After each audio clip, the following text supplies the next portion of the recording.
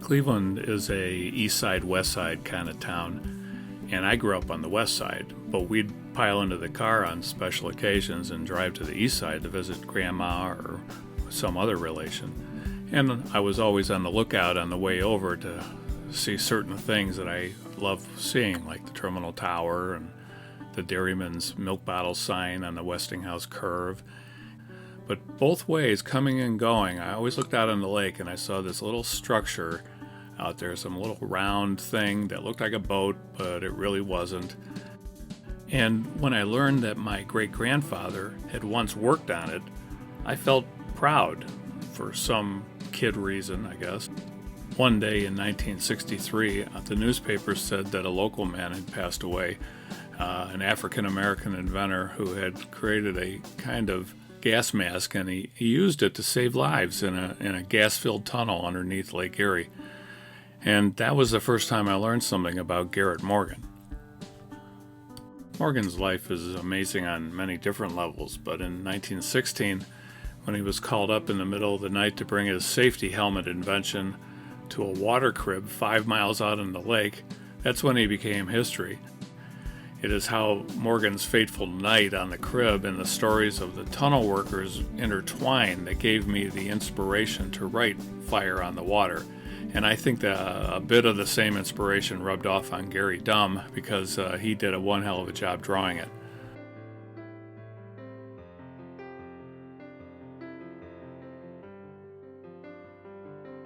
Some say there's something in the water, but there's a strong connection to this city for me and for Scott, thinking that Cleveland is central to our creative abilities and the source of our creativity.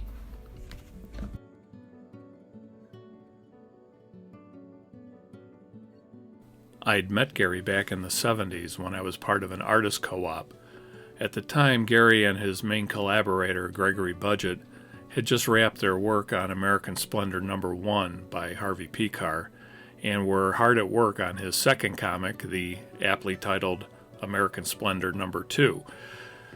Watching Gary and Greg work on Harvey's stuff inspired me to give it a try, and the result was a 32-page beauty called Dip Stories, which featured Greg and Gary's pencils and inks along with the talents of writer Stan Walsh and artists Sean Carroll and the late Brian Chalmers.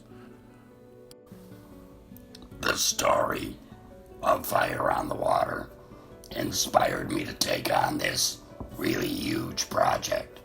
I'd worked on American Splendor with Harvey Pekar for a number of years and did Dip Stories with Scott previously, along with my co-conspirator Greg Budgett. But this was inspiring to me, the idea of simple, ordinary men, unsung heroes who were trying to just do a job to feed their families. I'd been recuperating from surgery when Gary rang me up and suggested that I take advantage of my downtime to outline one of the many story ideas he knew I had in my pocket, and then propose it to the local arts and culture organization that was awarding competitive grants to local artists in the region. Gary's suggestion turned out to be a good one, and my proposal for what became Fire on the Water did indeed score the grant. Gary dove into the project with all fours. And it was after he'd completed well over 100 pages when suddenly the sky fell on him. He'd gotten a diagnosis of cancer. After about 3.5 years of working on our graphic novel, I was diagnosed with stage 4 throat cancer. I went through surgery and treatment, and with the help of my wife Laura, came out okay on the other side.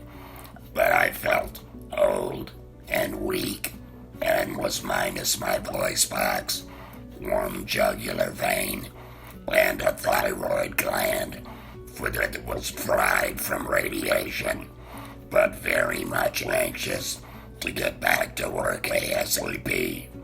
And so I did, and finished the book. Life's an adventure, isn't it? Cleveland is one of those great American cities that grew up during the industrial era, personalized by self-made tycoons. The smoke-belching industries that they created and supported polluted the air and water around Cleveland with impunity. By the late 1880s, the mayor of Cleveland had declared the Cuyahoga River to be an open sewer, as it was filled with industrial waste, human waste, animal carcasses, and all sorts of matter that used to clump together in the middle of the river and catch fire. And not just once. The river's actually caught fire over a dozen times since the 1860s. Cleveland had grown to become the nation's sixth largest city. Up to that point, Cleveland's drinking water had always been terrible, making typhoid and cholera epidemics a seasonal concern. The city's existing infrastructure was no match for its burgeoning growth. Cleveland industries along the river and elsewhere were not about to stop polluting. Their businesses depended upon it. Instead, municipal visionaries decided to extend by several miles the existing east and west side water tunnels underneath Lake Erie, and far enough away to avoid direct contamination from the raw sewage flowing down the Cuyahoga River. Doing this book taught me really what was possible. I mean, my process over the 4 years of doing the book started out daily with doing thumbnail sketches while I was sitting at breakfast with my cup of coffee, and ended up making me even more dedicated to finishing. Now, Gary and I don't want to give the whole story away. We'd rather you bought our beautiful new book. And if you do decide to buy it, please order it from your local small business bookseller. Those folks are really hurting right now. The book is 278 pages long and includes an essay about Garrett Morgan, his life, and what really happened on the hot July night in 1916 when he and his brother Frank sailed out to the Crib No. 5 platform to save lives. All of Gary Dumm's artwork has been painstakingly colorized in grayscale to give it added depth.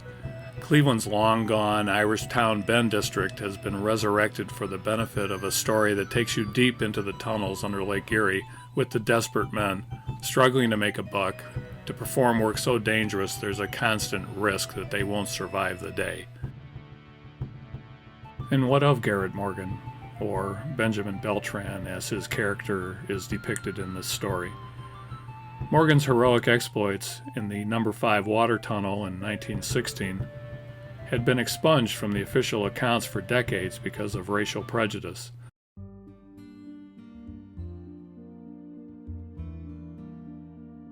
Perhaps this will make a nice ending piece, I don't know.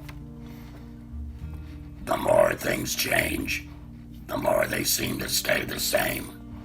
Those workers over 100 years ago in our graphic novel descended into tunnels to hell, wearing wet rags, that is, bandanas across their faces. And now we have to do the same or similar against the coronavirus.